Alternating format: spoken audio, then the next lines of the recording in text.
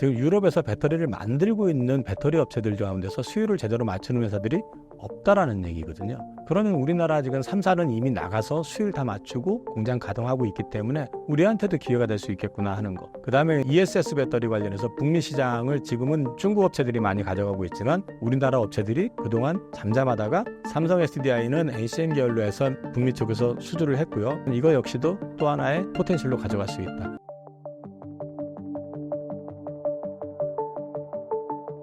네, 저는 IM증권에 근무하고 있는 이영훈이라고 합니다. 오늘도 시장 별로 재미없었고 참 왜 우리나라만 이런지 모르겠지만 그래도 꿋꿋하게 시장 분석하고 같이 고민하는 시간을 가지러 왔습니다.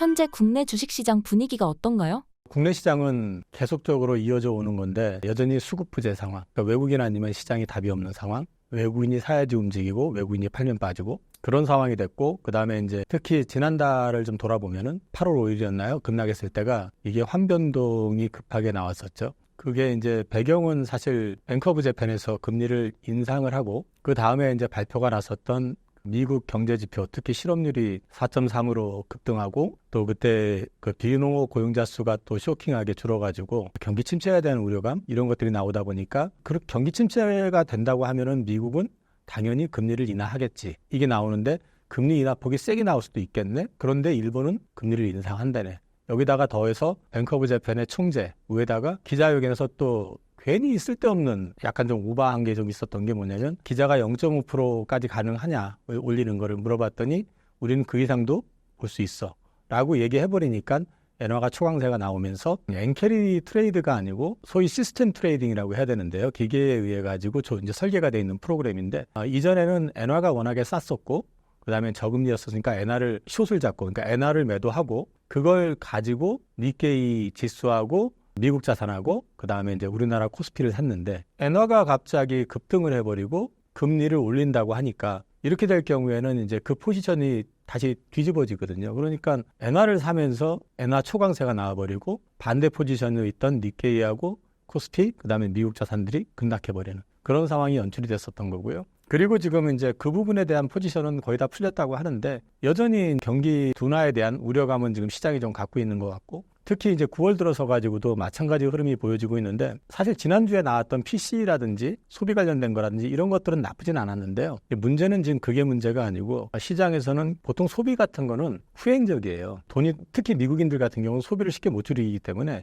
소비는 진짜 수중에 돈이 떨어지게 되면 마이너스 통장으로 긁어서 쓰고 그것마저 떨어졌을 때부터 급격하게 줄어드는 그런 패턴이기 때문에 지금 당장 줄지 않는데 반면에 이제 시장에서 우려하는 건 뭐냐면 고용이거든요. 지난달 발표됐었던 비농업 고용자 수가 생각 이상으로 많이 줄었었던 거에 대한 우려감, 그 다음에 실업률이 급등했던 거에 대한 우려감을 이번 주 다음 주 지나가면서 이제 발표 나는 그걸 통해서 확인을 좀 하고 싶어하는 그런 느낌이 좀 있고요. 그런 부분들이 사실 이제 미국 시장에서 놓고 보면은 올 한 해를 뜨겁게 달궜던 주식하면은 뭐 누가 뭐래도 엔비디아인데 엔비디아 주가가 지금 힘을 못 쓰는 이유가 이번에 실적도 상당히 잘 나왔어요. 그리고 저 정도 규모의 회사가 우리나라 삼성전자 같은 회사가 분기 매출이 전분기 대비해서 100% 이상 성장했다고 그러면 뭐 그게 뭐 아니잖아요. 근데 지금 엔비디아 같은 경우는 그렇게 성장을 했음에도 불구하고 시장이 뜨겁게 환호를 하지 않는 이유가 뭐냐면은 역시 그 기저에도 경기 침체에 대한 그 우려가 참 깔려 있다고 저는 보고 있습니다. 그럼 뭐냐면 엔비디아는 칩을 팔아야 되는 거고 결국은 그 칩을 사가지고 투자를 해야 되는 빅테크들이 지금 경기 침체 논란이 나오게 되고 실제 그 그림이 나온다고 했을 때는 예정됐던 투자를 줄이거나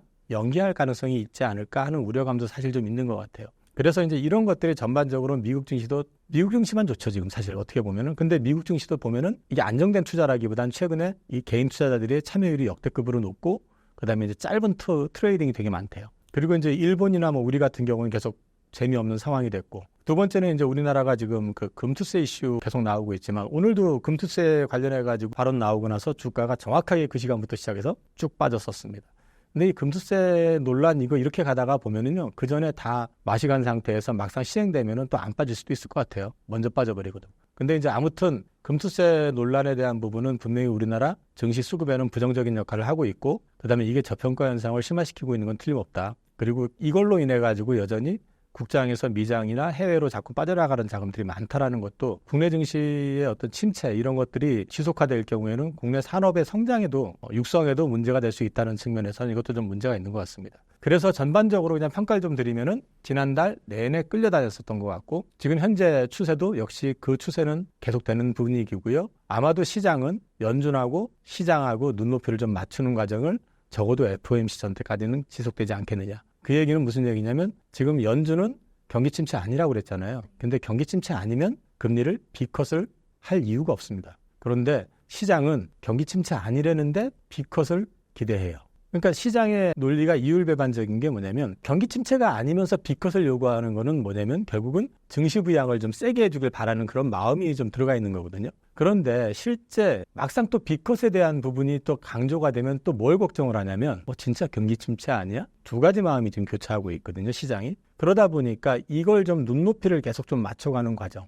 근데 저는 개인적으로는 경기 침체가 진짜 아니라면은 B컷을 할 이유가 없고 B컷을 지금 하게 되면 오히려 혼란만 더 가중시킬 가능성도 있다고 보거든요. 근데 여전히 시장이 기대하는 건 지금은 25% 인하가 비율이 높기는 한데 그 비중이 계속 왔다 갔다 하거든요, 지금. 여전히 시장 기대하는 거는 조금 연준의 눈높이하고 좀 맞춰지는 과정이 더 필요하다. 그래서 저는 9월 18일이 아마 FOMC에서 금리 결정을 할 건데 그때까지는 흐름 자체가 그냥 상단이 제한된 박스권 그런 그림이 되지 않을까 싶습니다.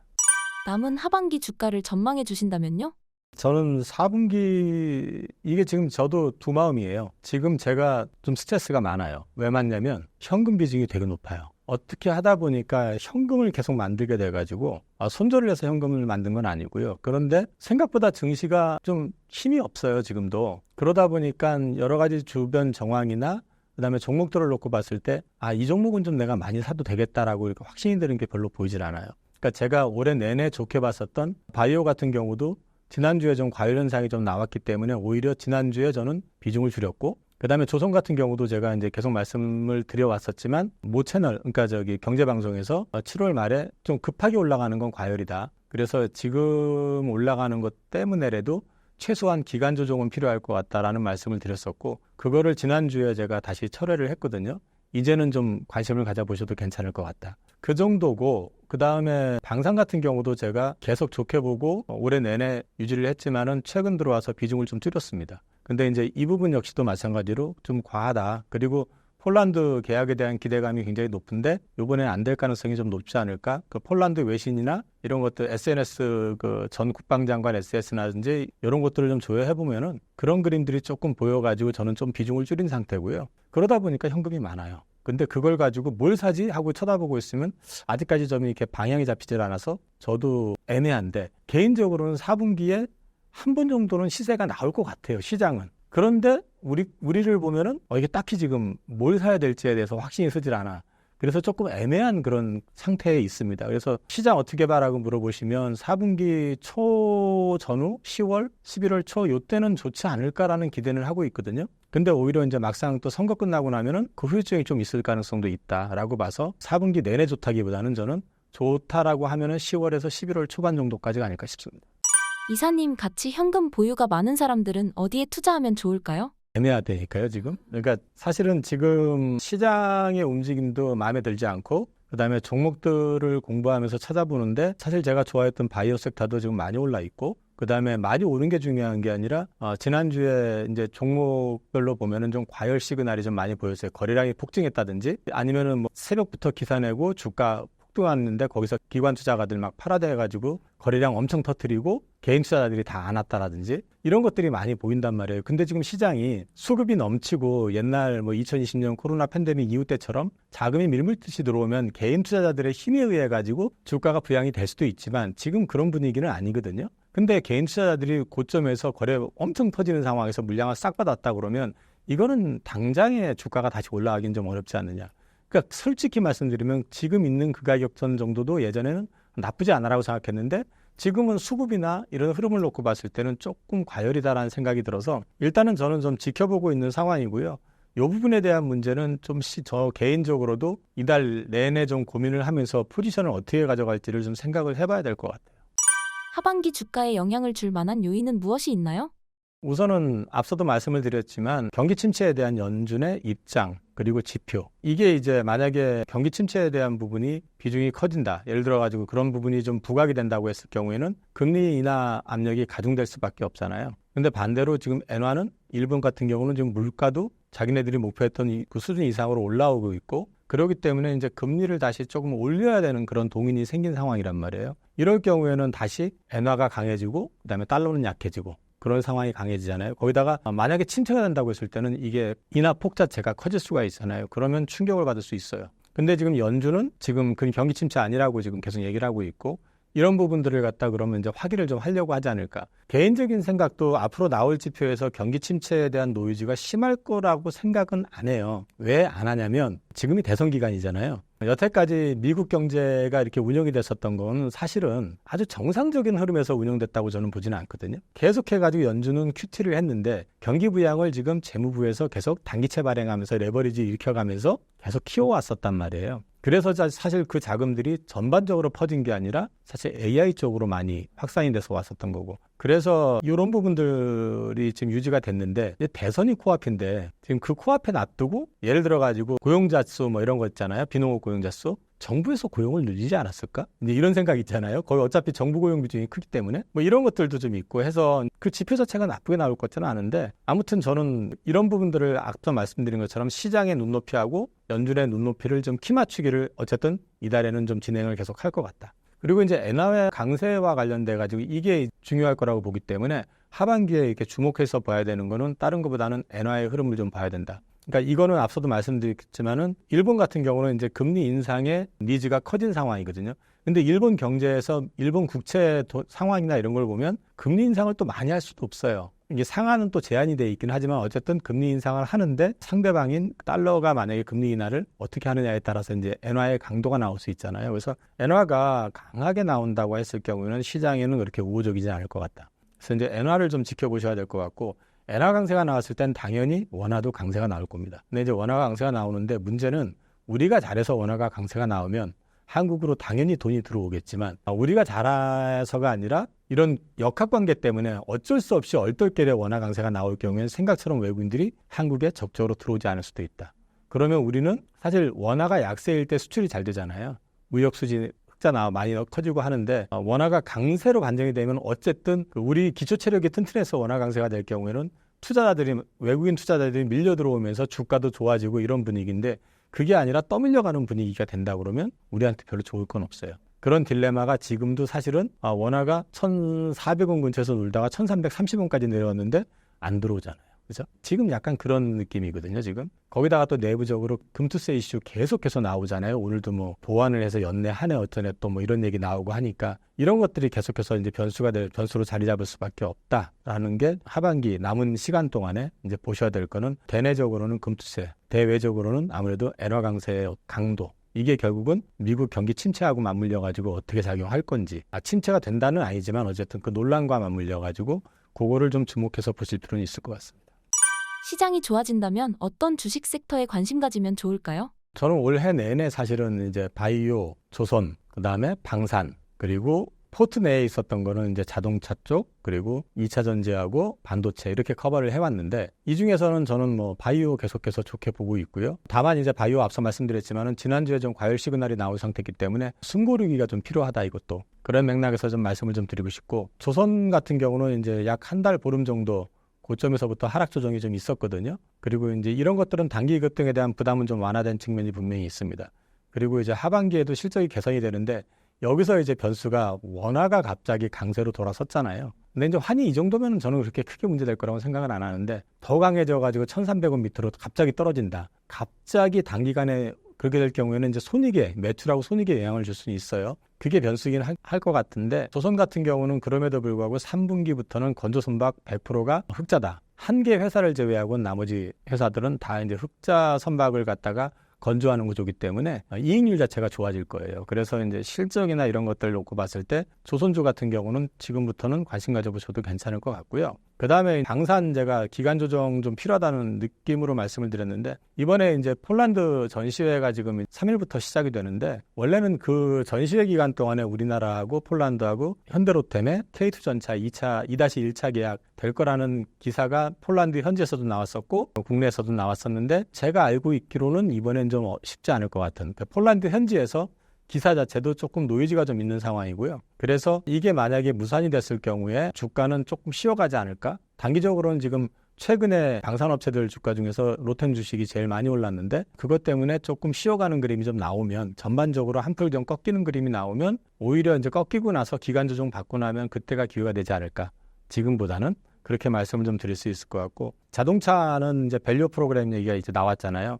오늘 빠졌는데 많이 빠진 거는 그 8월달 차 판매 금액이 좀 줄었다고 나왔는데 금액 때문에 그렇지만은 사실 지금 역대급 판매를 지속하고 있는 데다가 이번에 발표됐던 밸류 프로그램 상으로 봐도 현대차가 지금 35% 주주환원을 한다고 했거든요. 물론 글로벌 자동차 업체들에 비해서는 여전히 작지만 국내에선 이만큼 해주는 회사가 없습니다. 그러면 이게 실적에 대한 노이즈 이건 크지는 않을 것 같은데 어쨌든 지금 시장에서 돈이 없다 보니까 한쪽으로 계속 쏠리다 보니까 그런 상황이 나오는 것 같고요. 밸류 관련해 가지고는 우선주 쪽 관심 갖고 계속 보시라는 말씀을 드리고 있고 여전히 우선주 같은 경우 현대차 우선주예요. 지금 연간 배당 수익률이 7%가 넘을 거예요.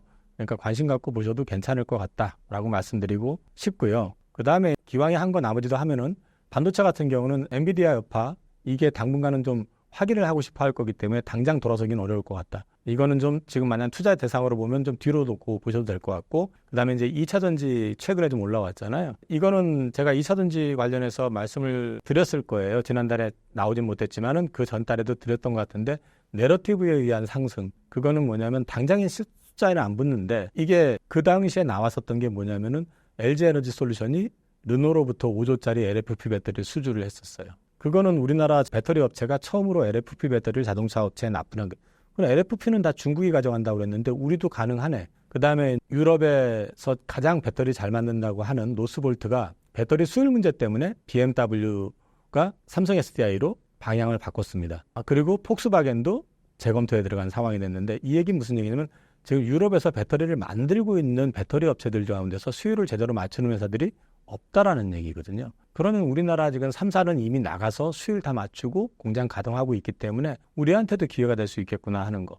그 다음에 ESS 배터리 관련해서 북미 시장을 지금은 중국 업체들이 많이 가져가고 있지만 26년 하반기부터는 관세 부과가 이제 예정이 돼 있고 우리나라 업체들이 그동안 잠잠하다가 삼성 SDI는 NCM 계열로 해서 북미 쪽에서 수주를 했고요. 그 다음에 LG 엔솔 같은 경우는 LFP 배터리로 해서 북미 쪽에서 하나큐셀 그 다음에 플러스였나요? 그 두 군데 회사에서 수주를 했거든요. 이거 역시도 또 하나의 포텐셜로 가져갈 수 있다. 그러면 올해는 힘들어도 내년엔 좀 좋아지지 않을까? 이게 기대감이 있는 데다가 기사가 또 나왔었죠. 아마 뒤에 나왔으니까 뭐 그런 리포트가 나온 것도 있고 해서 움직이는 게 있는데 저는 이거는 기조적으로 올라가는 건 아닌데 바닥은 잡은 것 같다. 그리고 올라가더라도 너무 쫓아가지 마시라. 오히려 빠질 때 기회를 봐서 전저점보다 좀 높은 선에서 바닥이 확인될 때 기회를 보시면 괜찮을 것 같다고 생각합니다. 2차전지 업황 분위기는 어떤가요? 일단 2차전지 뭐 내내 안 좋은 얘기들만 있었죠. 그 실적 부진, 하반기도 안 좋다. 안 좋다 보니까 투자 시기 조정하겠다. 뭐 이런 얘기들 나왔었고 4680, 4682 배터리라고 하는 거 원래 LG엔솔에서 8월 달부터 양산하기로 했었던 게 12월로 연기가 됐습니다. 뭐 다 주가 빠질 때 얘기들이에요. 그리고 이제 7월 달에 미국하고 유럽에서 전기차가 YOY 기준으로 역성장을 했어요. 그러니까 덜 팔렸죠, 작년보다. 여기에 대해서 또 잇따른 화재 사건 났었죠. 인천도 났었지만 포르투갈, 항구에서 났었죠. 또 미국에서는 잘 달리던 테슬라 트럭이 사이버 트럭이 고속도로 당해서 불났었죠. 이런 것들 때문에 막 2차전지 하면은 학을 떼고 막 이런 분위기가 잠깐 있었는데 갑자기 그때부터 바닥을 찍고 돌아서는 분위기 나왔었잖아요. 그게 이제 앞서 말씀드렸던 내러티브에다가 시장이 조금 부담이 되니까 이게 들어올라 있고 그다음에 수급이 꽉 차 있지 않은 그러니까 한마디로 주가를 좀 주식을 사더라도 매도가 좀 나올 물량이 별로 없는 빈집효과라고 그러고 그런 낙폭과대 이런 것들 때문에 전체적으로 좀 들어올라 있는 주식들이 순환적으로 좀 움직이는 걸 타가지고 주가가 좀 반등을 줬었던 게 있습니다. 그리고 글에 언급되어 있었던 것처럼 앞서 말씀드렸던 그 내러티브 효과들도 좀 있었고요. 근데 이제 지금은 이제 내러티브와 내러티브의 싸움인데 지금 현재는 앞서 말씀드렸던 긍정적인 부분들이 더 강화가 됐습니다. 강화가 됐던 이유가 뭐냐면 모건 스탠리에서 2차전지 관련해서 리포트가 나왔거든요. 근데 거기에 내용을 딱 핵심만 말씀을 드리면 유럽연합에서 25년 CO2 배출 목표를 118g per km에서 93.6g per km로 하향 조정한다. 한마디로 얘기해가지고 탄소 배출을 덜 하는 전기차를 많이 팔아라거든요. 그래서 이제 리포트에는 뭐냐면은 올해 대비해서 내년에 전기차 판매량이 최대 41%가 증가할 거다. 라고 얘기하면서 LG에너지 솔루션을 30만 원짜리를 55만 원으로 목표 주가를 올리고 그 다음에 LG 화학을 35만 원짜리를 45만 원으로 목표 주가를 올리고 이러면서 주가가 급등을 했습니다. 이쪽 시장에 기관 외국인들 들어오면서 급등했었던 측면이 있는데 요거와 관련해 가지고는 제가 읽어보고 고민을 많이 했는데 두 가지 고민이 있어요. 뭐냐면 모건 스탠리가 이 앞서 가지고 내었던 게 뭐냐면 반도체 정점에 대한 대비를 해라 라는 리포트가 나왔었어요. 그리고 그 전달에 반도체에 대해서 모건 스탠리는 매도 쪽으로 사인을 줬고요. 그리고 이번 2차전지 롱을 매수 리포트를 냈는데 이거를 갖다가 100% 액면대로 믿어야 되느냐 그런 생각. 그게 어떤 의미냐면은 여기 지금 나와 있는 것도 25년도에 전기차 판매량이 최대 41%가 늘어날 거다. 이거는 일단 경기에 대한 고민이 없는 거죠. 경기 좋을 거라고 전제해서 가는 거고 두 번째는 그러면 이제 거꾸로 저도 개인적으로 고민하는 게 이렇게 갑자기 25년에 폭발을 할 걸 알고 있는데 그럼 지금 왜 안 팔려? 그리고 전기차 업체들, 자동차 업체들이 왜 갑자기 파는 걸 지금 줄이려고 그러냐. 이런 부분에 대한 고민도 좀 있거든요. 그래서 저는 이 방향은 맞다고 생각을 하는데 약간 부풀려진 느낌도 좀 있다. 이제 그런 느낌을 좀 갖고 있고요. 어찌됐든 간에 이 리포트가 또 한 단계 더 올라가는 데는 우호적인 역할을 해준 거 아닌가 그렇게 보고 있습니다. 이번 전기차 화재에서의 문제점은 무엇이었나요? 일단 청라 사건 같은 경우만 보면은 전기차가 완전히 전소가 돼버려가지고 원인을 파악할 방법이 없답니다. 근데 이제 기사나 이런 것들을 보면 여기 밑에 기사를 붙였지만은 BMS 배터리 매니지먼트 시스템이라고 해서 배터리의 상태를 관리해주고 알려주는 이게 지금 운전자한테 접수된 게 없었다고 하는 얘기를 사주가 얘기하는 걸 봐서 거기에 문제가 있지 않았을까라는 추정을 하는 것뿐인데요. 근데 이제 이것도 사실은 불나는 경우가 여러 가지가 있거든요. 이거 단순히 이거 하나만 있는 것도 아니고 배터리 때문만에 나는 것도 아니고요. 예를 들어가지고 EV6 얼마 전에 화재 났었던 거는 배터리 불량으로 나왔거든요. 배터리 셀에서 일부가 불량으로 나왔는데 이 부분에 대해서는 앞으로 전기차 시장이 확산이 되기 위해서는 어떤 식이든 이 시장의 불안감 이런 것들을 조금 단속을 좀 하고 이렇게 걱정을 좀 많이 좀 가라앉혀 줄 수 있는 방법을 좀 찾아야 될 것 같고 그런 맥락에서는 지금 현대기아가 최근에 BMS 시스템 관련해 가지고 적극적으로 어필을 하면서 우리는 괜찮다. 우리는 이런 부분들에 대해서 준비가 되어 있다라는 걸 많이 어필을 하고 있습니다. 그리고 이제 이번에 사실 그 벤츠 같은 경우는 중국산 배터리를 그것도 이제 업계 뭐 1, 2위권도 아니고 10위권 정도 되는 회사 거를 지금 썼다 해가지고 논란이 좀 되고 있는데 그걸로 인해 가지고 지금 유럽연합은 그 이전에 이미 26년부터 배터리 실명제 도입을 이제 의무화하기로 돼 있고요.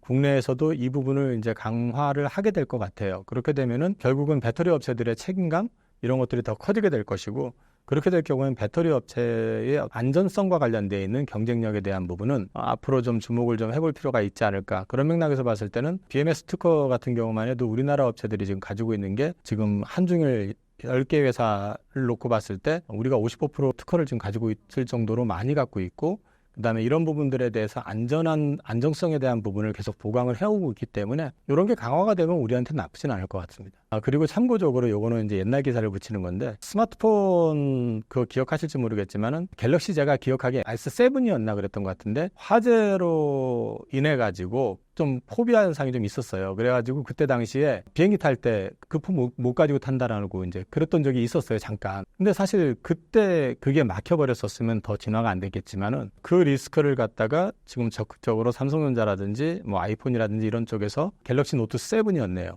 잘 개발을 하고 안전도를 높이면서 지금 뭐 누가 요즘 핸드폰 안 가지고 비행기를 타요. 이것도 사실 시간의 문제라는 거죠. 결국에 가선 지금은 이런 노이즈가 굉장히 심각한데 그거는 사실 보면은 좀 부풀려진 측면도 있고 그다음에 전기차가 화재가 났을 경우에는 다른 것보다 좀 폭발력이라든지 이게 좀 심하잖아요. 이제 리튬이라든지 이런 것들이 발화성이 커서. 근데 이제 이런 부분들 때문에 그렇기는 한데 이런 부분들에 대한 것들은 이제 결국은 잡혀갈 것이다라는 측면에서 보셔야 되고 그리고 한 가지만 더 말씀을 드리면 우리가 지금 전기차 화재 사건 때문에 우리는 야 전기차 큰일 났다라고 해서 아파트도 뭐 지하에 주차를 못하게 하고 막 이러잖아요. 그러니까 우리가 주변에서 봤을 때는 전기차 안 팔리겠네 이렇게 되잖아요. 근데 그 기사는 우리나라에 한정되어 있는 거지 외국에서는 관심이 없어요. 그러니까 이제 외국 같은 경우는 주거 형태가 아파트보다는 단독이 많잖아요. 그러니까 우리나라가 이렇게 느끼고 있는 어떤 공포감만큼 그들이 느끼고 있지는 않다라는 거. 그래서 전기차 시장의 성장에 그게 방해가 될 가능성은 좀 제한적이지 않나 싶습니다. 중국산 배터리와 국내 배터리의 차이점은 무엇인가요? 한국산하고 중국산 배터리의 차이는 중국도 이제 NCM을 한다고 그러지만은 하이니켈 쪽이 아니고요. 우리는 이제 주로 하이니켈 배터리 위주로 가지만 중국은 주로 LFP 쪽으로 갑니다. 그리고 BMS 관련해가지고 특허 쪽 관련해서는 우리가 앞서 보여드린 것처럼 한중일 삼국 기준으로 했을 때 55% 우리가 갖고 있지만 중국 같은 경우는 CATL 정도 외에는 그 밑에 하위 업체들은 그쪽에서는 이렇게 비중이 크지 않은 것 같고 원자재가 관련해가지고 이제 우리는 탈중국을 지금 이슈로 해가지고 하고 있지만 사실 아직까지 탈중국이 제대로 돼 있지는 않아요. 그래서 이제 많은 부분에서 우리가 이 부분을 고민을 해야 되는데 중국 같은 경우는 이제 글로벌 원자재 시장을 장악을 하고 있잖아요. 여기에다 정부 보조금을 주고 있잖아요. 그러니까 중국 시장은 굉장히 크게 그 마켓 사이즈도 크지만 정부 보조금에 뭐해서 저가로 크게 키우고 그거를 세계로 밀어내는 그런 분위기가 있는 반면에 우리나라는 이런 보조금이 없이 성장을 해왔고 북미 쪽에서 이제 배터리 관련해가지고 이제 보조금을 북미에서 좀 받고 있는 거잖아요. 그래서 이제 이런 부분들 차이가 조금 있다. 물론 우리가 차 살 때는 이제 보조금이 나오긴 하죠. 그리고 우리나라 배터리 업체들은 한국 말고도 유럽 연합이나 북미 쪽으로 좀 공장을 진출해서 이미 가동을 하하고 있고 또 이제 25년 되면 본격적으로 가동되는 것들이 많아지는데 중국 같은 경우는 중국 현지 외에는 지금 공장이 유럽 연합에는 일부 들어가 있는데 아직 정상 가동은 아니에요. 그래서 이제 그것들이 아마 25년부터 아마 가동이 될 건데 가동을 하면은 그 다음번에 맞춰야 되는 건 수율이거든요. 근데 수율을 맞추는데 우리나라 업체들도 2년 이상 고생을 했거든요. 그래서 아직까지는 중국이 현지외에서 정상적으로 가동되고 있는 배터리 공장은 없는 걸로 알고 있습니다. 그 정도 차이가 있는 것 같습니다. 배터리 실명제 도입 시 국내 배터리 업체에 미치는 영향은 무엇인가요? 일단 그 전기차 실명제라는 게 이제 배터리 실명제라는 게 원산지하고 업체를 공개하는 건데 배터리에 대한 책임을 좀 강화하기 위해서 한 건데 이번에 이제 화재 사건 때문에 우리나라에 지금 진출해 있는 업체들 같은 경우는 배터리 제조사들을 다 공개를 했어요. 지금 옆에 표에 나와 있는 그 그림을 좀 보시면은 현대 같은 경우는 지금 보시면은 거의 국산을 지금 쓰고 있다고 보시면 되고요. 지금 아마 CATL 코나가 아마 CATL 거 들어가 있는 것 빼고는 다 국산인 것 같고 그다음에 국내 그 진출해 있는 업체들 보면은 벤츠를 제외하고는 대부분 다 국산을 쓰고 있는 걸로 일단 나온 것 같아요. 그래서 이제 그 정도 나와 있는데 이게 한번 화제가 났기 때문에 배터리 여권을 도입하라 해가지고 국내에서 지금 여론이 굉장히 커지고 있는데 이거는 결국 가서는 그 배터리에 대해서 누가 만들었는지 그렇게 되면 배터리 업체의 어떤 책임에 대한 부분 그리고 이제 그 배터리 업체의 안전에 대한 부분 이런 것들이 부각될 수밖에 없잖아요. 그렇게 됐을 경우에는 아무래도 저 개인적으로 봤을 때는 여러 측면에서 봤을 때 우리가 명쾌하지 않은 우리 입장에서 봤을 때는 예를 들어 CATL은 좀 알죠 그래도. 근데 이제 저는 파나시스 이번에 처음 들어봤거든요. 이런 회사들 거보다는 아무래도 신뢰가 더 가는 쪽을 많이 선호하게 될 거고 그러면 이제 그게 예를 들어 가지고 현대차의 제네시스에 들어간다 그러면 엘소린 제네시스라든지 뭐 이런 식으로 해가지고 이제 옛날 보면은 인텔 인사이드 뭐 이런 거 있잖아요. 컴퓨터 옛날 얘기죠. 이거 지금은 인텔 인사이드 별 볼일 없지만은 옛날에 이제 그랬던 것처럼 이런 제품 표준화에 있어가지고 국산 제품에 대한 선호도가 더 올라갈 수도 있다. 적어도 국내에서는.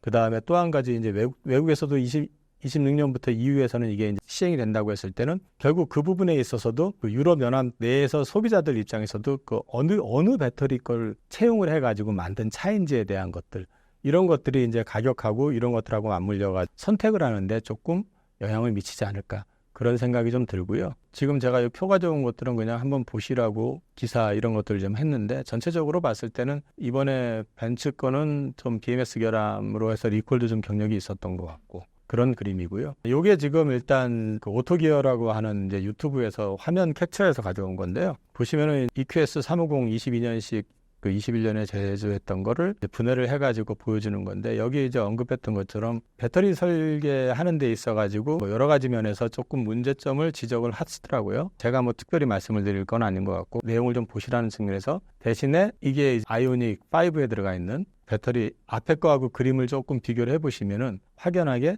좀 차이가 좀 느껴지실 거예요. 굉장히 안전하게 그 다음에 선도 깨끗하게 정리가 됐고 외부에 흐르던 그 냉각수 같은 것들도 다 정리가 돼 있는 그러니까 상대적으로 봤을 때 되게 안전해 보이는 느낌을 갖게 설계가 잘 돼 있더라라는 거를 보여줬거든요. 그래서 이제 이런 것들이 어필이 되면 될수록 앞으로 우리나라 이제 배터리에 대한 어떤 수요 이런 것들은 더 커질 수 있지 않을까? 그런 맥락에서 봤을 때는 저는 긍정적이라고 보고 있습니다.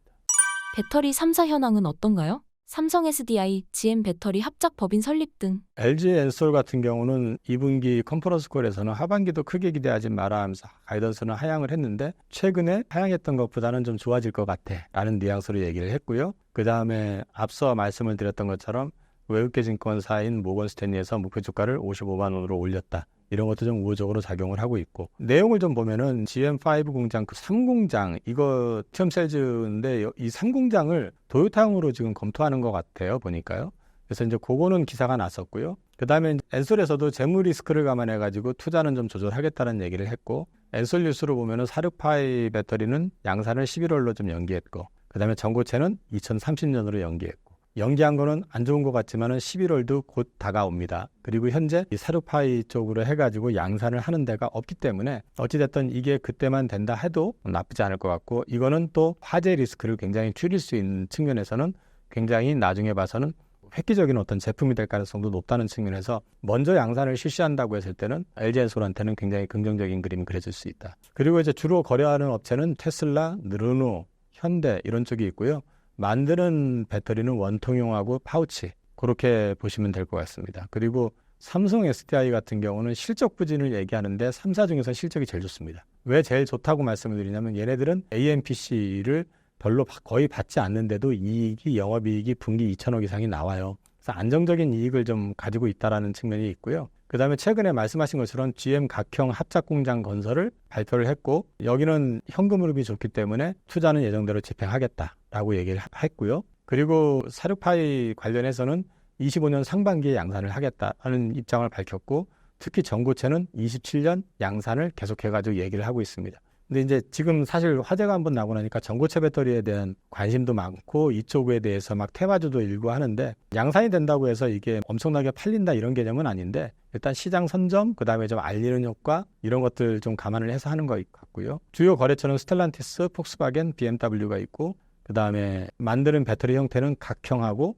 그 다음에 원통형. 여기는 파우치를 안 만듭니다. SK온 같은 경우는 이제 상반기 실적 쇼크 나왔고요. 되게 어려웠었고, 근데 이제 최근에 하반기 들어와가지고는 분기 기준으로는 영업이익을 낼 수도 있다라는 식으로 얘기를 하는데 굉장히 적극적입니다. 근데 이제 상반기에 특히 어려웠던 게 포드양 그 셀 공장이, 포드가 지금 그 판매량을 목표를 줄여버리고 이러면서 이제 가동 줄여버리고 이러면서 어려웠는데, 그걸 이제 현대차가 받아가지고 하는 방향으로 해서 현대차 쪽으로 물량을 납품을 늘려가면서 좀 힘을 좀 실는 것 같고, 최근에 포드도 정책을 조금 바꿔가지고 공장 가동을 좀 빨리 하고 그 다음에 좀 많이 하겠다, 이제 많이 팔겠다라는 입장을 좀 밝히고 있기 때문에 올 뭐 4분기 영업이익 가능성에 대해서 조심스럽게 얘기를 하더라고요. 그리고 이제 재무적으로 아무래도 SK이노베이션 자체가 어려워지다 보니까 계속해서 SK온이 적자가 크게 나니까 최근에 SK ENS라고 하는 회사하고 합병을 했는데, ENS가 캐시카우가 굉장히 좁거든요. 돈을 많이 버는 회사이기 때문에 이 합병의 의미가, 이렇게 될 경우에는 적어도 SK온이 자금을 조달을 하고 그 다음에 성장을 해가지고 올라가는 데 있어서 서포팅을 해줄 수 있을 정도 그런 체력을 갖추게 된다는 측면에서는 의미가 있습니다. 주거래차는 현대하고 포드고요. 여기는 46파이라든지 전고체 관련해가지고 구체적으로 언급은 안 돼 있고, 주로 만드는 배터리 형태는 파우치 그쪽이고, 그 다음에 여기는 이제 포드 합작 법인을 지금 가지고 있습니다.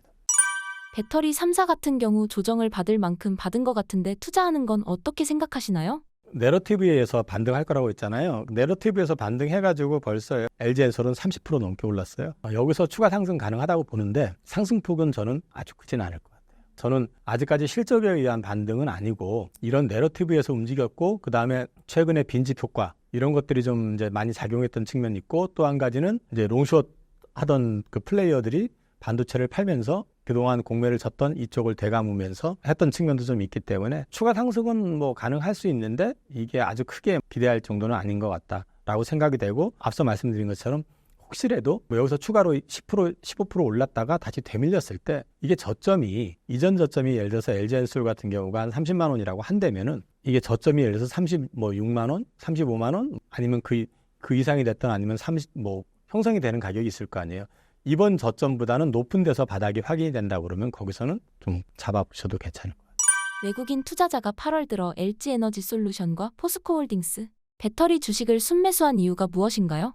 일단 그거는 앞서 말씀드렸지만은 그 공매도하고 실적 부진에 따라서 매도가 좀 과도하게 나왔었고, 그 다음에 그거에 따라 가지고 주가가 많이 빠졌고요. 그래서 수급상으로 봤을 때 빈집, 더 팔고 싶어도 팔고자 하는 사람들이 주식을 더 팔 게 없는 그런 상황까지 가 있는 상황이었었고, 낙폭과대의 빈집이었었다라는 게 첫 번째. 그 다음에 이제 LG엔솔 같은 경우는 앞서 말씀드렸지만 LFP 배터리 그 전기차 쪽으로 해서 자동차로 해서 수주한 게 있었죠. 그러면 이건 LFP 배터리 쪽까지 이제 수주가 시작이 됐다는 거, 그 다음에 ESS 배터리를 수주하기 시작했다는 거, 그리고 얼티엄 셀즈 공장을 애매하게 지금 GM 쪽에서 조금 계획을 조정을 하면서 애매한 구간에 있었던 걸 갖다가 일본의 도요타 쪽으로 납품을 검토한다는 듯이 이런 좀 적극적으로 활용 계획 같은 것들이 나오면서 이런 내러티브에 대한 기대감, 이런 것들이 바닥을 잡고 좀 올라왔던 측면이 분명히 있어요. 그러면 이제 이런 것들이 바닥을 잡고 올라왔던 데다가 여기에서 모건 스탠리에서 리포트가 나오면서 주가가 이제 올라갔던 거는 내년 전망에 대해서, 전기차 시장에 대해서 앞서 말씀드린 것처럼 올해보다 40%는 더 판대잖아요. 그 기대감 때문에 올라오는 거라고 보는 거고, 그래서 이제 저는 이제 그 기대감 때문에 올라온 거가 일정 부분 작용을 한다고 보면 여기서 추가 업사이드가 있다 하더라도 쫓아가시는 것보다는 올라갔다 다시 되밀렸을 때를 보시라는 얘기를 아까 그래서 말씀드린 거고요. 포스코홀딩스 같은 경우는 자사주 보유하고 있는 거를 교환사채용으로 놔둔 것 제외하고 나머지는 3년에 걸쳐 가지고 일단 소각을 발표를 했어요. 그리고 또 한 가지 발표했던 게 뭐냐면 재무구조 개선하고 밸류업 계획을 4분기 중에 발표를 하겠다. 이 얘기는 밸류업이라고 하는 거는 결국 주주 환원에 대한 얘기거든요. 그래서 포스코홀딩스에 대한 부분들은 혹시 배당도 배당이지만 또 자사주 사가지고 또 소각할 수도 있는 거고, 그다음에 재무구조 개선 관련된 거는 현재 자회사가 굉장히 많은데 그것들을 점검을 해가지고 적자나는 것들은 다 정리하겠다. 그래서 25년까지 정리하게 되면은 상당한 부분이 캐시가 들어오고 이익 개선 효과가 나온다. 이런 부분들이 있고, 그다음에 포스코홀딩스는 가장 좋은 거는 뭐냐면 배당을 준다는 거죠. 그러니까 안정적인 배당을 좀 받아갈 수 있다는 측면에서 긍정적인 게 있고, 그다음에 또 자산 가치 자체가 워낙에 높기 때문에 주가가 워낙에 많이 빠져가지고 이제 안전 마진은 확보가 돼 있다. 그런 측면에서 그룹 전체가 밸류업과 관련된 부분까지 어필을 하고 있는 상황이니까 이런 것들이 이제 전체적으로 시장에는 자극을 좀 준 것 같고요. 다만 이제 2차 전지 섹터뿐만 아니라 전체 경제 주식시장에서 이제 체크해야 되는 거는 하반기 경기 침체 논란에 대한 부분들은 좀 체크할 필요가 있고요. 그다음에 이제 보급형 전기차 판매량, 그다음에 인프라 구축, 미국 쪽 동향 역시도 체크는 하셔야 될 것 같습니다. 말씀드린 것처럼 통상적으로 바닥은 내러티브에 의해서 1차 잡고 다시 하락 시 이전 저점보다 위에서 실적이 반등을 주면서 확인되는 게 가장 일반적인 그림이거든요. 그래서 저는 여기서 추가로 올라가서 15% 정도 올라가는 걸 쫓아가시는 것보다는 오히려 거기서 되밀렸을 때 저점을 어느 정도 잡아주는지 그걸 좀 보실 필요가 있지 않을까 하는 거를 좀 말씀을 드리고 있습니다. 에코프로 그룹주 상황과 전망은 어떤가요? 에코프로 그룹 같은 경우는 사실 주가 반등이 좀 부진해요. 부진한 거는 이제 제 개인적인 생각은 아무래도 지금 주가 반등이 셌던 것들을 가만히 보시면 셀업체들이잖아요. 셀업체들은 수주가 발표가 된 게 많았어요. 삼성 SDI 같은 경우도 BMW 쪽에서 수주한 게 있었고, 그 다음에 또 ESS 쪽에 수주한 게 있었고, LG도 마찬가지였고요. SKO는 뭐 합병 효과가 이제 큰 거고, 근데 이 양극재 업체들 같은 경우는 판매량이나 이런 데이터들을 보면은 계속해서 안 좋아요. 그리고 3분기는 더 안 좋을 것 같다라는 뉘앙스들이 지금 많아지는 상황이고, 근데 에코프로 그룹 같은 경우는 아무래도 비중이 에코프로 비임이 제일 크고요. 그다음에 이제 그 앞에 뭐 니켈이나 리튬이나 이런 쪽을 갖다가 이제 자원 개발을 하고 있는 에코프로도 있지만 그 일관 시스템을 갖춰주는 건 좋긴 하지만 전반적으로 봤을 때 이쪽까지 좀 온기가 확산되기에는 조금 아직은 이른 것 같다라는 느낌. 그런데 이제 한 가지 긍정적인 거는 아무래도 오너가 이제 이번에 석방 되시고 아직 언제 한다는 건 아니지만 석방 되셨는데 경영일선 복귀는 하실 거 아니에요. 그냥 복귀하게 되면 아무래도 오너 주도 하에서 경영을 하게 되면 이전보다는 효율성은 좀 높아지지 않을까? 그런 기대감은 있습니다. 다만 업황으로 봤을 때는 조금 전엔 내러티브에 의한 상승이라고 했잖아요. 그러다 보니까 하반기 실적에 대한 기대감은 지금 낮습니다. 좋지는 않고요. 다만 여기도 빈집 효과하고 낙폭과대 이런 거는 똑같고, 여기에다가 뭐가 있냐면 에코프로 BM 같은 경우는 거래소 이전 얘기가 있었잖아요. 만약에 하반기에 진행을 한다 하면은 그게 하나의 트리거가 될 가능성은 있다. 그렇게 보시면 될 것 같고, 기술 개발적인 측면에서는 이번에 소디움 배터리 양산 능력을 보유했다라고 직접 그쪽 연구원을 통해서 확인이 됐기 때문에 여전히 경쟁력, 기술적인 측면에서 경쟁력은 좀 갖고 있다. 그리고 업황이 안 좋아가지고 어렵기는 한데 원자재부터 시작해서 전구체, 양극재, 그리고 클로즈 루프 시스템 구축 같은 것까지 해서 봤을 때는 기술적인 부분은 어느 정도 갖춰져 있는 것 같다. 다만 여기가 이제 소위 말해서 재벌 그룹의 계열사가 아니기 때문에 재무적인 측면에서는 아무래도 차입을 통해서 많이 해왔었기 때문에 이런 부분들이 상대적으로는 조금 부담은 있는 것 같아요. 업황 자체는 좋지 않다고 하셨는데 지금 2차 전지 주가가 바닥이라고 생각하시나요? 말씀드렸던 것처럼 보통 내러티브라는 게 실적이 바닥 찍고 돌아가서면서부터 올라가는 게 아니라 지금 어렵고 힘든데 되게 바닥을 찍는데 보면은 이것보다 더 어려울 수 있을까? 첫 번째.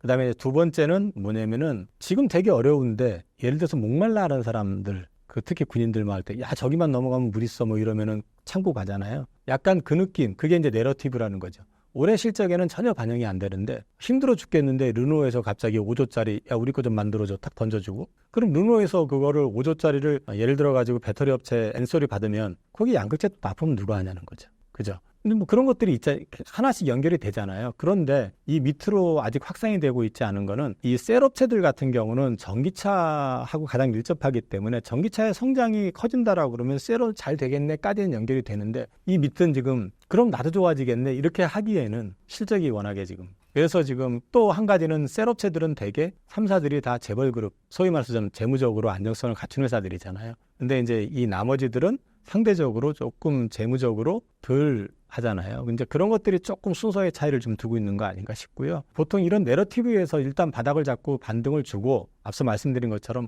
모건 스탠리 때문에 한 번 더 올랐다면 나중에 다시 되밀릴 때 있잖아요. 되밀릴 때 이때쯤 돼서 예를 들어 가지고 실적이 예상했던 것보다 잘 나왔다. 뭐 최근에 LG 에너지 솔루션 같은 데가 우리 생각했던 것보다 처음에 토를 낮췄던 것보다는 그래도 잘 나올 것 같은데 라는 이제 얘기들이 슬슬 나오기 시작하거든요. 근데 이런 부분들이 전기차 잘 팔리는데 이렇게 되면서 이제 고개를 들어준다든지 이럴 경우에는 주가가 이번에 반등 줬다가 되밀렸을 때 이전 저점보다 이게 낮지만 않으면 이게 바닥이 될 가능성이 높다는 거죠. 그러니까 지금은 바닥입니다라고 하기보다는 바닥을 확인하는 과정인 것 같고 여기서 이제 추가적으로 보통 여기서 이렇게 해서 이렇게 올라가는 것보다는 대개 이렇게 했다가 여기서 확인을 하고 올라가는 게 일반적이기 때문에 그거를 좀 기다리고 있는 단계다라고 말씀드릴 수 있을 것 같아요. 실적에 의한 반등 시기를 알기 위해서는 어떤 지표를 보면 좋을까요? 실적에 대한 부분들을 알려고 그러면은 사실은 일단 셀업체들이 먼저 알겠죠. 그죠? 전기차 쪽으로부터 받는 게 있으니까 그럼 셀업체가 이렇게 넘어가는 거잖아요. 그러니까 순서도 그렇게 가는 것 같아요. 셀업체들이 지금 반응 보이는 것도 그런 맥락인 것 같고 그 다음 순서 이렇게 가는 것 같아요. 그런데 지금은 앞서 말씀드렸던 모건 스탠리에 대한 부분들은 좀 검증이 필요하다고 말씀을 드렸잖아요. 그거는 지금 그 증권사에서 보여준 희망사항이거든요, 사실은. 근데 이제 그게 구체화가 된다 그러면 그 다음에 훈풍은 좀 내려갈 수 있겠죠. 그러니까 이제 이거는 아무래도 조금 시기적으로 봤을 때는 25년부터 본격적으로 가동되는 공장들이 많잖아요. 북미 쪽에서. 그러면은 올해로 놓고 얘기하면 3분기 중후반 정도 되면은 내년에 대한 어떤 그런 얘기들이 좀 나오지 않을까? 그렇게 되면은 생산 계획이라든지 이런 게 나오게 되면은 그 밑단까지 다 이제 확산이 될 거 아니에요. 그러면서 좀 내년에 대한 어떤 분위기라든지 이런 걸 좀 볼 수 있지 않을까 싶습니다.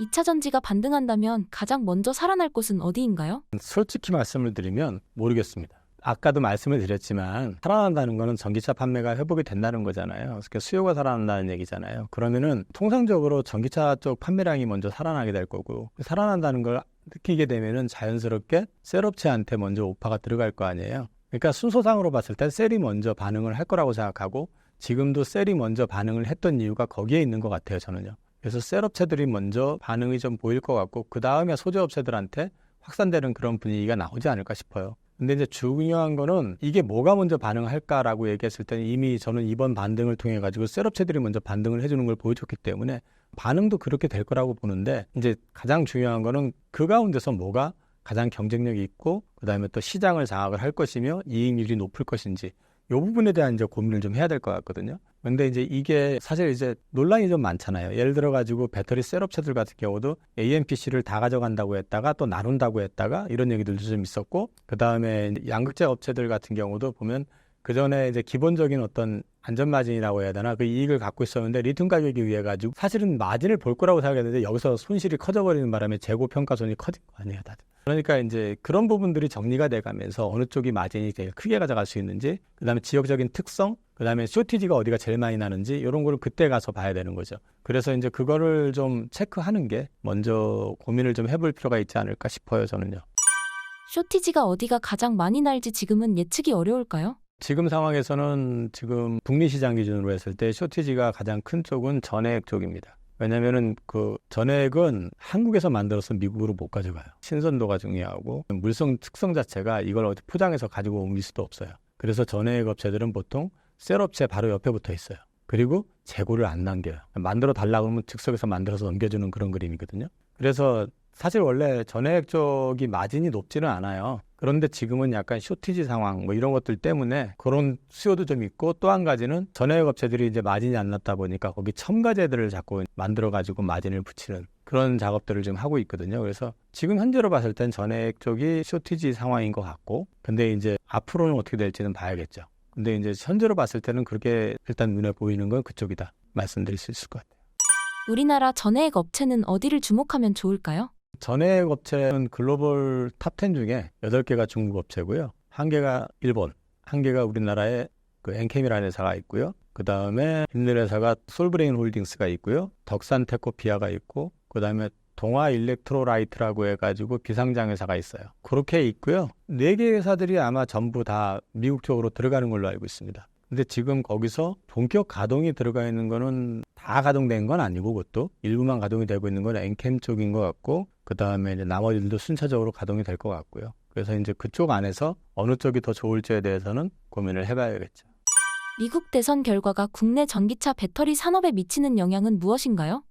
일단 트럼프는요, 못하게는 못해도 이게 전기차 시장에 개화되는 걸 속도를 갖다가 늦출 가능성은 있어요. 예를 들어서 보조금을 줄인다든지 연비 규제를 완화시켜버려가지고 내연기관을 더 오래 쓰게 한다든지 뭐 이런 식으로 해가지고 그럴 가능성이 있기 때문에 뭐 후보로 따지면은 해리스가 되는 게 2차 전지에는 당연히 좋을 거고요. 현재로 봤을 때는 누가 이긴다라고 막 예측이 많잖아요. 근데 미국 같은 경우는 그냥 한마디로 얘기하면 7개 주의 싸움이에요. 나머지는 다 똑같아요. 그냥 7개 주를 누가 가져가느냐의 싸움이기 때문에 예측하는 게 사실 큰 의미는 없다고 봐요. 뭐 지금은 분위기상 여론조사하면 해리스가 앞서 있다고 하는데, 또 세부 디테일하게 보면 또 트럼프가 앞서 있다는 쪽도 있고 하기 때문에 그거는 뭐 큰 의미는 없고, 2차 전지 쪽으로 놓고 얘기하면은 아무래도 해리스가 되는 게 지금의 어떤 정책 기조를 유지하고 진행하는 데는 도움이 될 거고, 그 다음에 공화당 쪽이 또 오히려 블랙리스트에다가 뭐 CATL도 집어넣으라고 최근에 얘기하고 막 이런 것들이 나오기 때문에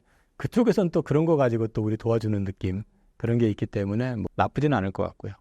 누가 당선되는지에 따라서 2차 전지 산업에 큰 영향을 미칠까요? 어느 정도 성장에는 영향을 줄 수 있겠죠. 그러니까 예정대로 만약에 진행을 한다 그러면 어쩔 수 없이 전기차를 파는 비중을 계속 키워야 되는, 근데 연비 규제를 갑자기 완화를 시켜버리게 되면은 그 비중을 키우지 않고도 몇 년을 좀 견딜 수 있는 그런 게 나오니까 자동차 업체들 입장에서는 아무래도 쉽게 만들고 쉽게 팔 수 있는 거를 하려고 하겠죠. 그래서 이제 그런 부분들이 트럼프가 됐을 경우에 하고 안 됐을 경우하고는 아무래도 전기차로의 전환율 자체가 조금 차이가 날 수밖에 없지 않을까 보고 있습니다.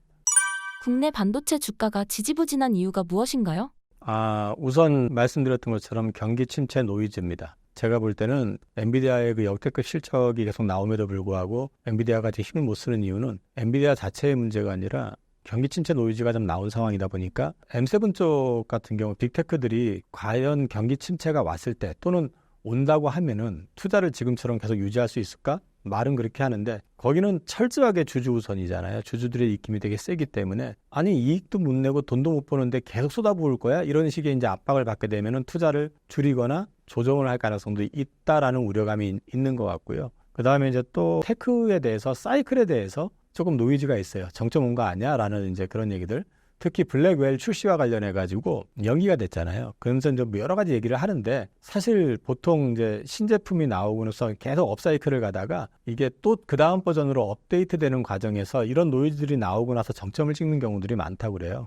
그래서 이제 그런 거에 대한 노이즈도 조금 있고요. 그리고 모건 스탠리 아까 말씀드렸던 것처럼 거기서 이제 프리페어링 포 피크라고 해가지고 정점에 대해서 이제 준비를 하라라는 데 리포트가 나오면서 반도체에 대해서 정점 가능성에 대한 얘기를 좀 했는데 그런 부분들을 놓고 얘기하면서 그 리포트에서 언급한 게 뭐냐면은 가장 방어적이고 안정적인 재물을 갖고 있는 거는 삼성전자다라고 얘기를 하는데 거기서 얘기하는 거는 성장의 기울기가 정점에 도달했다. 예를 들어서 성장의 기울기라고 하는 건 매출 성장률이 200%대 갔다가 지금 100%대로 떨어졌잖아요.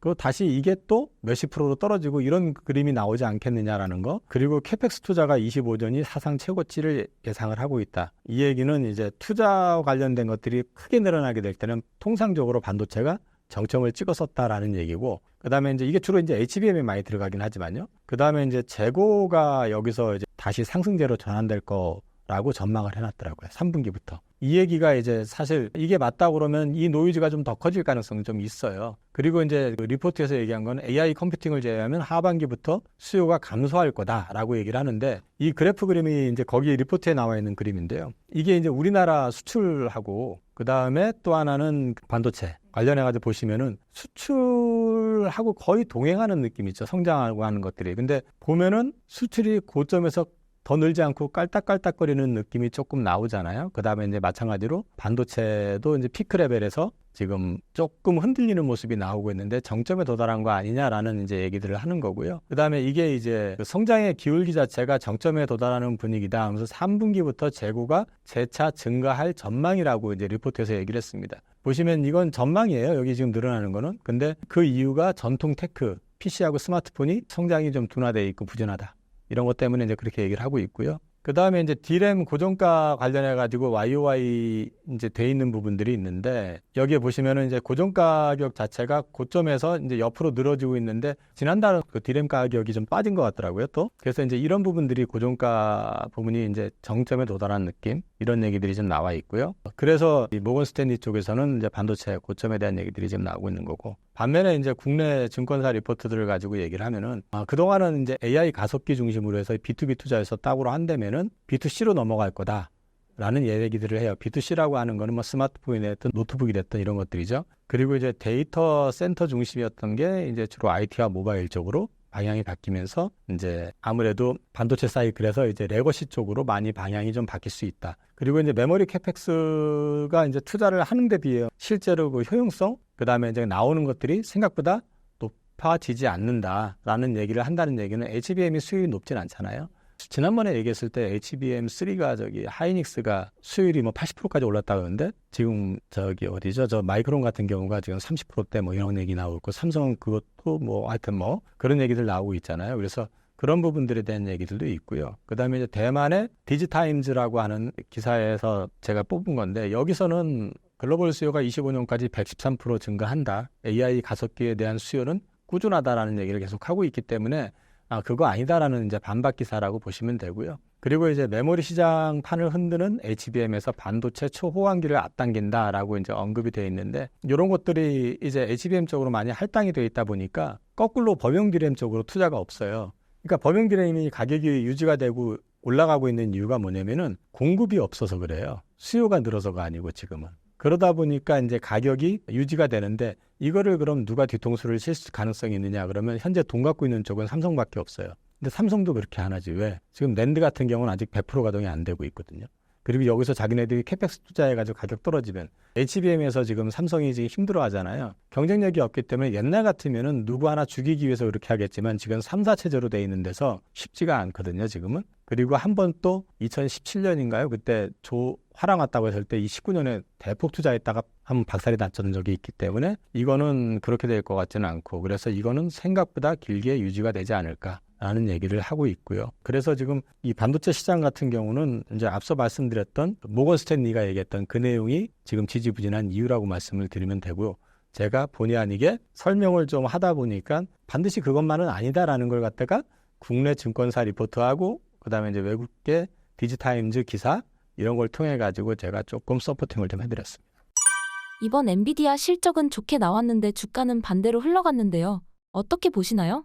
엔비디아 실적은 제가 볼 때는 이 정도면 대박 아닌가. 저 정도 회사, 저 정도 시가총액, 글로벌 넘버 2에 해당하는 시가총액 회사를 갖고 시가총액인 회사가 성장률이 뭐 100%가 넘게 매출 성장률이 나오는 회사라면은 대단한 거죠, 사실은. 근데 이제 문제는 시장 분위기예요. 그냥 경기 침체 우려가 있고, 그다음에 이제 이거에 따라서 M7이 투자를 지연하거나 또는 혹시 취소하지 않을까 하는 우려감이 있다라는 거. 그리고 또 한 가지는 이제 우리나라에서 유행했던 건데 어느새 미국으로 넘어갔더라고요. 스트릿 컨센이라고 해서 증권사 가이던스 뭐 이런 것들을 넘어서 가지고 소위 말해서 그 시장의 그 매니저들이나 이런 사람들이 기대하는 숫자 그거보다 못했다. 그러니까 한마디로 엔비디아스럽지 못했다. 그게 어떤 의미인지는 모르겠지만 하여튼 자기네들 기대에 못 미쳤다.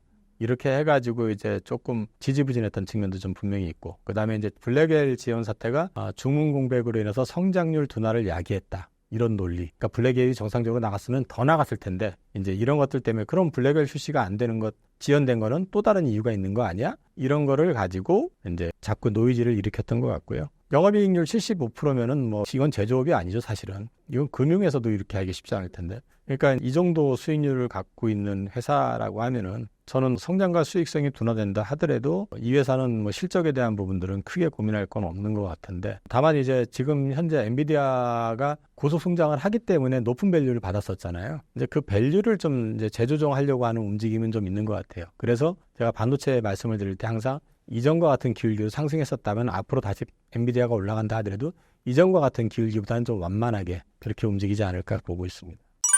삼성전자의 엔비디아 퀄테스트 현황은 어떤가요?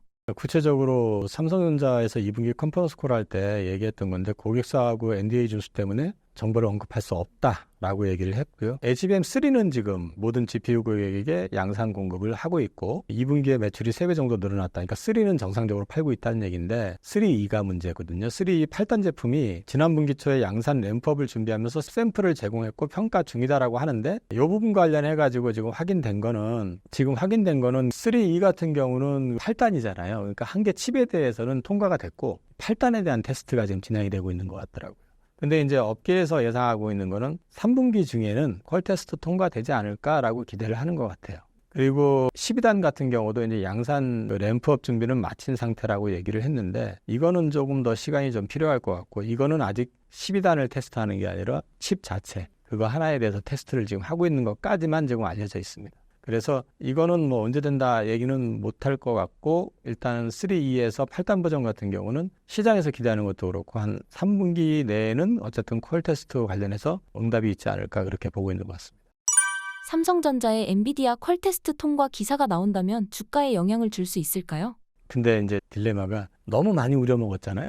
그죠? 그리고 실제로 이거 통과 안 됐었을 때 막 그 대만에서 기사 나왔을 때 주가 쫙 올라오고 했었어요. 근데 엔비디아가 지금 옛날 엔비디아의 주가 흐름이 아니잖아요. 그래서 이게 된다고 했을 때 주가 반등폭이 있겠죠. 있는데 드라마틱하지는 않을 것 같아요, 이제는. 또 거기다가 경기 정점 논쟁 이런 얘기들이 나오니까. 현재 반도체 산업에서 가장 중요한 것은 무엇인가요? 어떤 기업 섹터를 주목하면 좋을까요? 일단 반도체에 대해서는 업황에 대한 부분이 노이즈가 제일 심한 것 같아요, 지금 현재는. 근데 이제 AI만 놓고 얘기하면은 아직까지 인풋은 있는데 아웃풋이 없잖아요. 거의 없잖아요. 그래서 이 부분 관련해 가지고 이제 최근에 보면 마이크로소프트하고 아마존이 상용화를 이제 시도하고 있는 것 같고, 이런 부분들이 좀 확장이 되면은 자연스럽게 이제 조금 더 좋아지는 그림이 나올 수 있을 거라고 보는데, 업계에서 지금 이제 전망하는 거는 AI 관련해 가지고 활성화시키는 구체적인 어떤 앱이라고든가요? 이런 것들이 본격적으로 나오는 거는 26년 얘기를 하는 것 같더라고요. 그래서 이게 지금 성장을 하고 있는 구간에서 일부 일시 정체 이런 건 나올 가능성도 있다고 봅니다. 근데 이제 어찌됐든 간에 지금은 그런 것들을 시장이 우려하고 있는 것 같고, 그래서 주가는 좀 지지부진한 측면이 있는데, 반도체 산업에서 가장 중요한 건 결과적으로 보면은 무조건 기술적으로 앞서 있어야 된다는 거죠. 그러니까 기술적인 우위를 누가 가지고 있느냐. 결국은 AI 가속기 시장에서도 기술적 우위를 워낙에 쿠다 시스템을 통해 가지고 엔비디아가 갖고 있다 보니까 엔비디아하고 똑같은 걸 만들겠다고 AMD에서 그렇게 해도 못 따라가잖아요, 지금. 자, 그 똑같이 마찬가지로 TSMC를 우리가 삼성전자에서 파운드리 쪽에서 잡겠다고 그렇게 해도 격차가 계속 벌어지고 있잖아요. 다 기술이거든요. 하이닉스가 그 메모리 시장에서 만년 2등이었잖아요. 근데 이제 HBM을 치고 나가가지고 HBM 시장을 장악을 했거든요. 장악을 하고 나니까 그 다음번에 지금 얘기 나오는 것들 보면은 하이닉스가 기술적으로는 어찌됐든 간에 계속 앞서가는 그림이 나오고 있고, 삼성전자는 그거를 지금 극복하기 위해서 노력하는 모습만 보여주고 있는 거지, 아직은 이걸 극복했다고 얘기를 못 하잖아요. 그러니까 이제 결국은 기술적인 부분이 가장 커질 것 같고, 앞으로는 그리고 또 메모리 쪽도 PIM이라고 해서 주문형 반도체 이제 이런 것들이 많이 확산이 되기 시작할 거기 때문에 결국은 고객 니즈에 맞춰줄 수 있는 그런 제품을 만들어내는 그런 것들이 굉장히 중요한 비중을 좀 차지할 가능성이 높다라고 보기 때문에, 앞으로는 결국은 기술 플러스 주문 응대 능력, 이거는 사실은 기술만 앞서서 된다고 해서 되는 건 아니거든요. 그래서 이런 것들이 되게 중요할 것 같습니다. 그래서 제가 한 가지 조금 기사 났던 거 재밌는 거 하나를 가져왔는데, 이게 이제 TSMC하고 엔비디아 간에 이제 있었던 얘기들이 언급이 됐었던 건데요. 젠슨왕이 엔비디아 전용 그 코보스 라인을 갖다가 기존 공장 외부에다가 설치해달라고 요구한 걸 TSMC가 단칼에 거절. 그래서 쭉 내려가 보시면은 결국 가가지고 TSMC 경영진이 얘기하는 게, 그거 지을 때 그럼 돈은 니네가 낼 거냐 이렇게 물어봤다고 하잖아요. 지금 근데 갑 중에 갑이 지금 엔비디아잖아요. 근데 사실 알고 보니까 갑중의 갑이 엔비디아가 아니라 TSMC더라라는 거를 또 이제 간접적으로 느낄 수 있잖아요. 이게 기술의 차이인 거죠. 만약에 TSMC가 경쟁자가 삼성이잖아요. 삼성이 기술이 됐다면. 그래서 막상막하로 할 수 있다 그러면 이렇게 할 수 있을까요, 이거? 불가능한 얘기잖아요, 이거 지금 사실은. 근데 이런 것들이 결국은 기술적인 우위가 그만큼 중요하다는 걸 반증해 주는 거겠죠. 기술이 중요한 반도체 산업에 투자할 때 지금 잘하고 있는 기업에 투자하면 되는 걸까요?